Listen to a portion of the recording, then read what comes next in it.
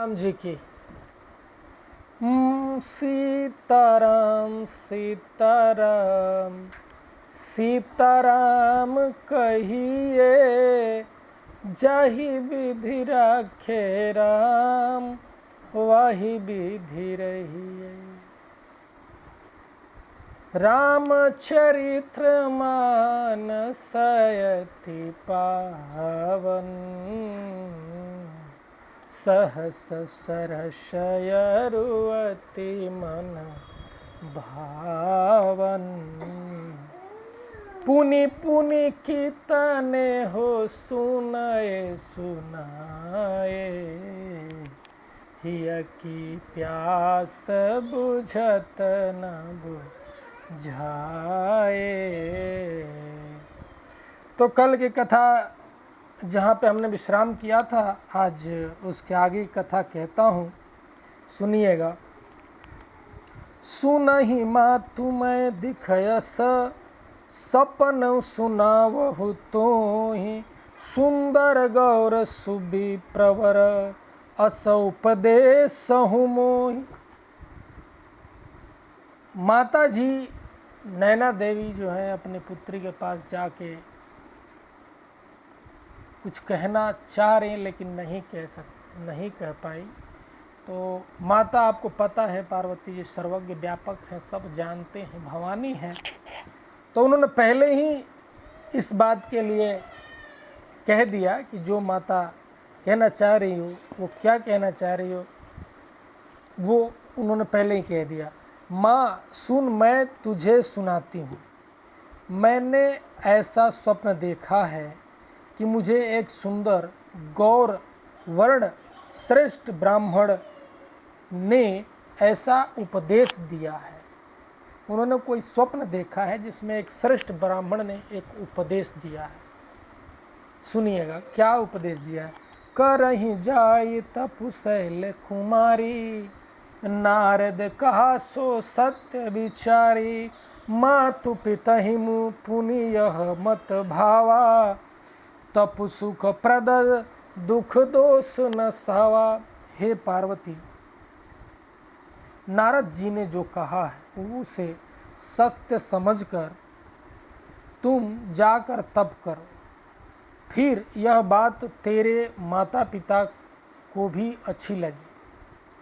तप सुख देने वाला और दुख दोष का नाश करने वाला।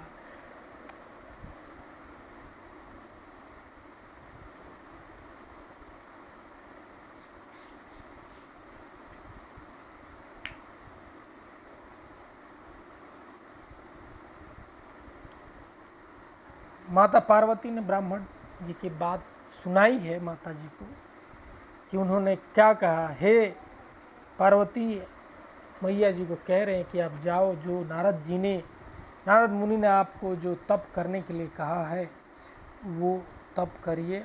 इसमें आपको माता पिता को भी अच्छा लगेगा और जो दोष का नाश करने वाला है यह सुख, वो सब कल्याणकारी है। तप बल रचई प्रपंचु विधाता तप बल विष्णु सकल जगत्राता। तप बल शंभु करहि सिंह संहारा तप बल से सुधरहि महिधारा। तपोबल की इस चौपाई में दिया गया है महिमा। तप के बल से ही ब्रह्मा संसार को रचते हैं और तप के बल से ही विष्णु सारे जगत का पालन करते हैं। तप के बल से ही शंभु रुद्र रूप से जगत का संहार करते हैं और तप के बल से ही शेष जी पृथ्वी का भार धारण करते हैं। तप बल की महिमा है। ब्रह्मा जी तप बल से ही सृष्टि को संभाल रखे हैं। विष्णु जी सारे जगत का पालन कर रहे हैं। तप बल से शंभु शिव जी पूरे संसार में जो संहार करना है वो करते हैं और शेष जी पूरे पृथ्वी का भार तप बल से ही धारण कर रखा है। तप आधार सब सृष्टि भवानी करहि जाय तपवस जिय जानी। सुनत बचन विसमित मत महतारी सपन सुनाओगी रहे कंकारे। हे भवानी, सारी सृष्टि तप के ही आधार पर है, ऐसा जी में जानकर तुम जाकर तप करो। यह बात सुनकर माता को बड़ा अचरज हुआ और उन्होंने हिमवान को बुलाकर यह स्वप्न सुनाया। अब माता जी स्वप्न के बारे में जब सुनी पार्वती माता के मुख से, तो उन्होंने पार्वती जी के पिता जो हैं हिमवान जी, उनको बुलाकर ये सारी बातें बताई है। मातु पिता ही बहुविधि समुझाए, चली उमा तप हित हरसाई। प्रिय परिवार पिता यरु माता, भय विकल मुख आवन बाता। माता पिता को बहुत तरह से समझाकर बड़े हर्ष के साथ पार्वती जी तप करने के लिए चली गईं। प्यारे कुटुंबनी पिता माता सब व्याकुल हो गए, किसी के मुंह से बात नहीं निकलती। माता पार्वती जी अपने माता पिता को समझाकर बुझाकर तप करने के लिए चली गई, लेकिन माता पिता का जो हृदय है कोमल होता है, उनको उनके जाने से बहुत दुख हुआ है, लेकिन उनको मुंह से कुछ शब्द नहीं निकल पाए। वेद सिरा मुनि आई तब, सबहि कहा समुझाए। पार्वती महिमा सुनत, रहे प्रबोध ही पाई। तब वेद सिरा मुनि ने आकर सबको समझाकर कहा। पार्वती जी की महिमा सुनकर सबको समाधान हो गया। वेद श्री मुनि जी आए हैं, पार्वती जी की महिमा उनको सुनाए हैं, सबको सुनाए हैं। इसके बाद सबके मन में जो विचार था वो सारा दूर हो गया, जो दुख था, कलंक मतलब क्लेश था, वो सारा मिट गया। अब मुदीश्वरी जी ने क्या बताया, देखते हैं क्या बोलते हैं।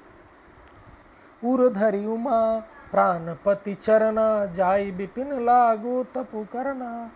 अति सुकुमार न तनु तप जोगु, पति पद सुमिर तजहु सब भोगु। प्राणपति शिव जी के चरणों को हृदय में धारण करके पार्वती जी वन में जाकर तप करने लगे। पार्वती जी का अत्यंत सुकुमार शरीर तप के योग्य नहीं था, तो भी पति के चरणों का स्मरण करके उन्होंने सब भोगों को तज दिया। माता पार्वती चली गई हैं, तप करने के लिए गई हैं, वन में गई हैं। ऐसा बताया है कि शरीर जो है तप के लिए बना नहीं था, लेकिन उन्होंने प्रभु शिव जी के चरणों में ध्यान लगाकर जो तप किया है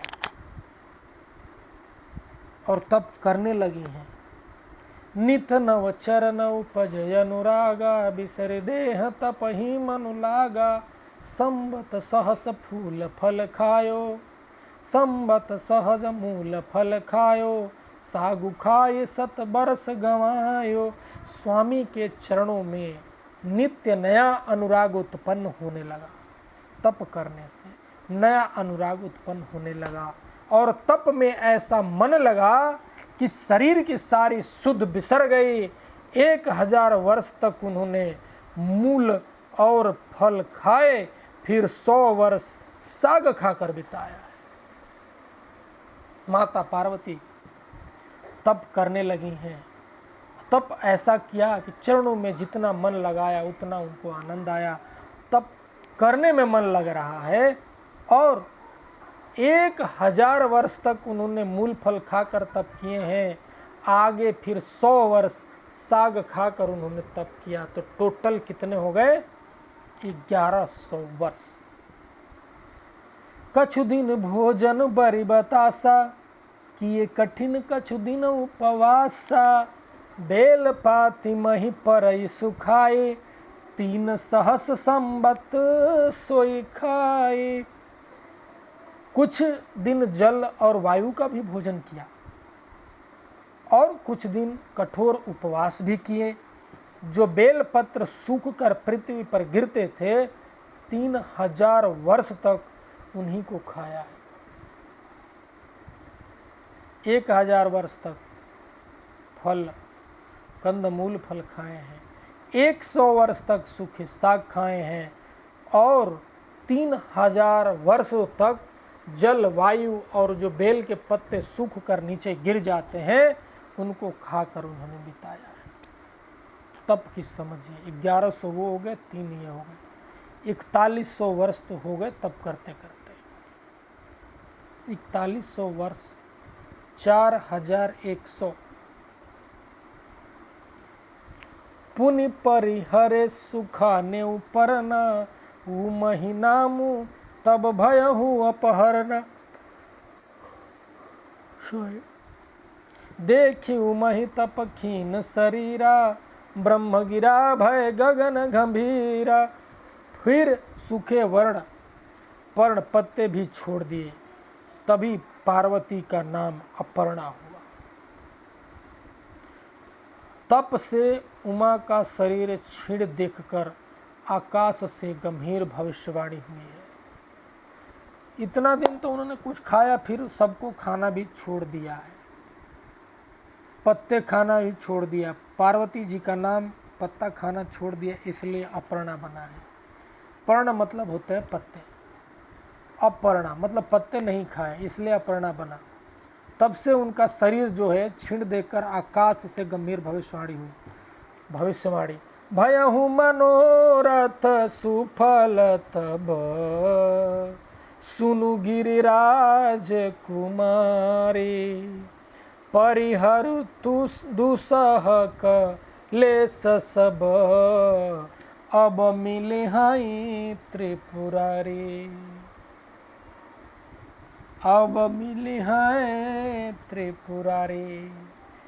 आगे की कथा और रोचक होने वाली है, जो दोहा मात्र से ही आप लोगों को बहुत अच्छे तरीके से पता चल गया होगा। लेकिन आज की कथा मैं यहीं विश्राम करूंगा, आगे की कथा मैं कल फिर प्रारंभ करेंगे।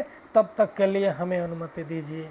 मंगल भवन अमंगल हारे, द्रबहु सुदशरथ अजिर बिहारे।